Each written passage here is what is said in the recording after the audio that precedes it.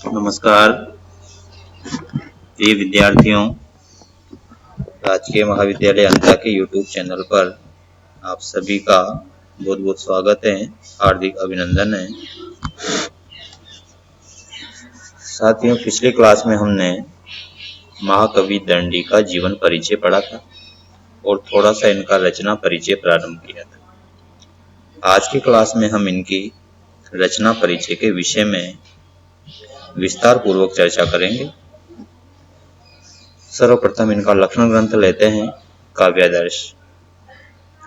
काव्यादर्श की रचना आचार्य दंडी ने अपने आश्रयदाता नरसिंहदेव वर्मन प्रथम के पुत्र को काव्य शास्त्र में शिक्षित करने हेतु की थी।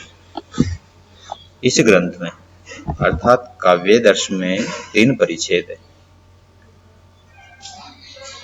प्रथम परिच्छेद में काव्य का लक्षण, काव्य का स्वरूप, काव्य प्रयोजन, काव्य भेद और काव्य के गुणों का वर्णन है।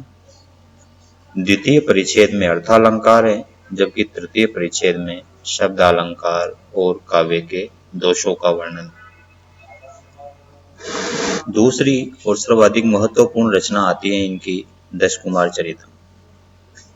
दश कुमार चरितम में 3 खंड है। चूंकि ये कथा ग्रंथ है और कथा ग्रंथों का विभाजन सदैव खंडों में होता है, इस कारण इनमें 3 खंड है, पीठिका, दश कुमार चरितम और उत्तर पीठिका। पूर्व पीठिका में 5 उच्छ्वास है। दश कुमार चरितम में 8 उच्छ्वास है और उत्तर पीठिका में कोई उच्छ्वास नहीं। दश कुमार चरितम का मुख्य रस है अद्भुत। इसमें कहीं कहीं श्रृंगार रस भी माना जाता है। क्योंकि सभी राजकुमार, सब 10 राजकुमार अपने साथ घटित होने वाली आश्चर्यजनक घटनाओं को सुनाते हैं, इस कारण इसका आंगी रस अद्भुत है। और राजवाहन और अवंती सुंदरी की प्रेम कथा का वर्णन होने के कारण इसमें श्रृंगार रस का प्राधान्य भी माना गया है। इसके नायक है राजवाहन और नायिका है अवंती सुंदरी। इसकी कथा, इसकी जो विधा है वह है कथा, अर्थात यह कथा श्रेणी का काव्य है।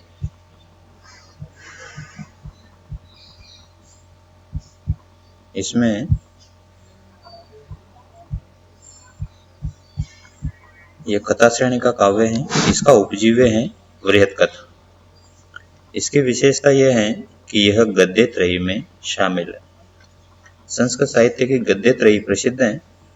गद्य त्रयी में वासवदत्ता, कादंबरी और दश कुमार चरितम, ये तीनों गद्य रचनाएं आती है। इसमें राजवाहन के जो पिता थे राजहंस, राजहंस की पत्नी का नाम था वसुमती, अर्थात राजवाहन की माता का नाम वसुमती था। राजहंस का शत्रु था मालव नरेश मानसार। राजहंस का पुत्र था राजवाहन। राजहंस का मित्र था प्रहार वर्मा। ये जो प्रहार वर्मा है, इनके 2 पुत्र थे, उपहार वर्मा और अपहार वर्मा। ये दोनों पुत्र भी कालांतर में राजहंस के सानिध्य में ही रहे थे। इसकी जो विषय वस्तु है,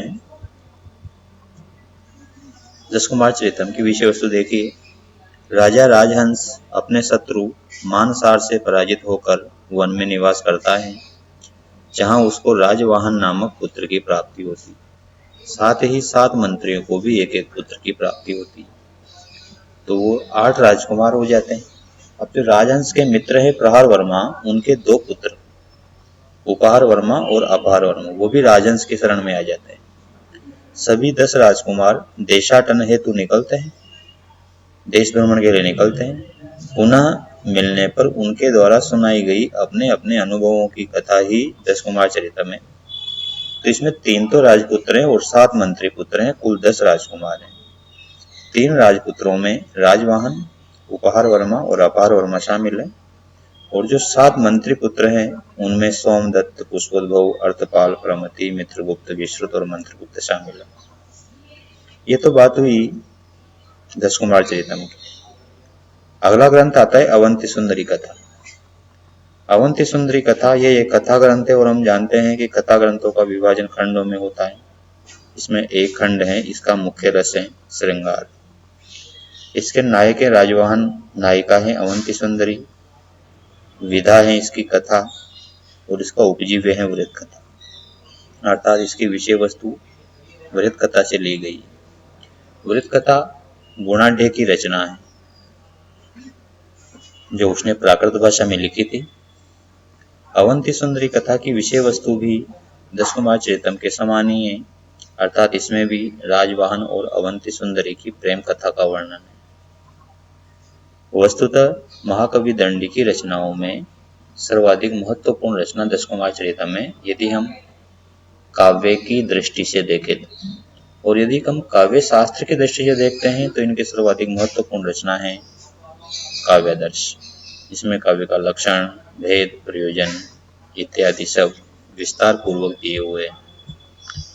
काव्य शास्त्रीय आचार्यों में आचार्य दंडी का नाम सम्मान के साथ लिया जाता है। आचार्य दंडी का जो ग्रंथ है काव्यादर्श अपने आप में एक अद्भुत, विलक्षण और सारगर्भित ग्रंथ है। इसने काव्य शास्त्र के मार्ग में एक मील के पत्थर का कार्य किया। आचार्य दंडी पद लालित्य के कारण प्रसिद्ध रहे हैं। कहा भी जाता है इनके विषय में एक प्रसिद्ध उक्ति है कि दंडिनः पद लालित्य उपमा कालिदासस्य भारवेरर्थ गौरवम दंडिनः पद लालित्यम मागे संति त्रयः। महाकवि कालिदास का उपमा सौंदर्य प्रसिद्ध है, भारवी का अर्थ गौरव प्रसिद्ध है, महाकवि दंडी का पद लालित्य अर्थात सुंदर पदों का प्रयोग करने में दंडी सिद्धहस्त थे और माघ में ये तीनों ही गुण पाए जाते हैं, उपमा सौंदर्य, अर्थ गौरव और पद लालित्य। तो ये उक्ति प्रसिद्ध है कि दंडिनः पद लालित्यम। इसमें दश कुमार चरितम की विषय वस्तु परीक्षा में हमसे पूछी जा सकती है। दश कुमार चरितम की कथा वस्तु भी पूछी जा सकती है और दश कुमार चरितम का पात्र परिचय भी पूछा जा सकता है। कौन कौन से पात्र हैं, पिता कौन है, मित्र कौन है, कितने राजकुमार हैं, कितने मंत्री पुत्र हैं, कितने राजपुत्र हैं, ये सारी बातें इसमें पूछे जाने लायक हैं। विशेष रूप से दश कुमार चरितम की विषय वस्तु का सार या दश कुमार चरितम का सार परीक्षा में पूछा जा सकता है। और दश कुमार चरितम में खंड कितने हैं, उच्छ्वास कितने हैं, नायक कौन है, नायिका कौन है, मुख्य रस कौन सा है, उपजीव्य क्या है, विधा कौन सी है, ये बातें पूछना तो स्वाभाविक है, ये तो पूछी जा ही सकती है। इसमें सभी 10 राजकुमार जब बड़े होते हैं, राजहंस अपने शत्रु मानसार से पराजित हो जाते हैं। पराजित होने के बाद ये वन में निवास करने लग जाते हैं। फिर वन में ही इनको राजवाहन नामक पुत्र की प्राप्ति होती है और इनके साथ जो मंत्रीगण होते हैं उन मंत्रियों को भी एक एक पुत्र की प्राप्ति होती है। 7 मंत्रियों के 7 पुत्र होते हैं और एक राजवाहन, कुल 8 राजकुमार होते हैं। राजहंस का मित्र है प्रहार वर्मा।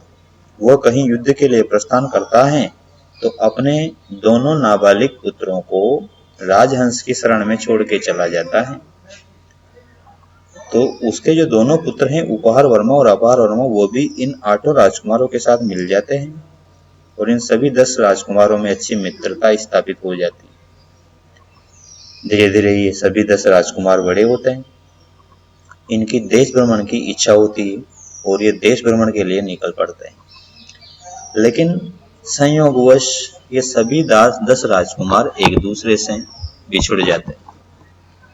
बिछड़ने के बाद सब अलग अलग दिशाओं में जाते हैं, उनके साथ अलग अलग घटनाएं घटित होती हैं।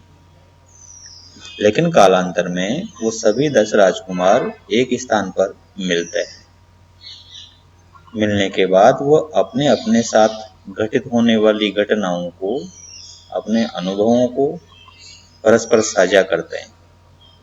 उन 10 राजकुमारों के चरित्र और 10 राजकुमारों के अनुभवों का वर्णन ही दश कुमार चरितम है। इसमें प्रमुख नायक हैं राजवाहन और नायिका हैं अवंती सुंदरी। तो ये आज की अपनी क्लास थी। कल अगले गद्य कवि पंडित अंबिकादत्त व्यास के साथ मैं आपसे फिर मिलता हूँ। तब तक के लिए नमस्कार।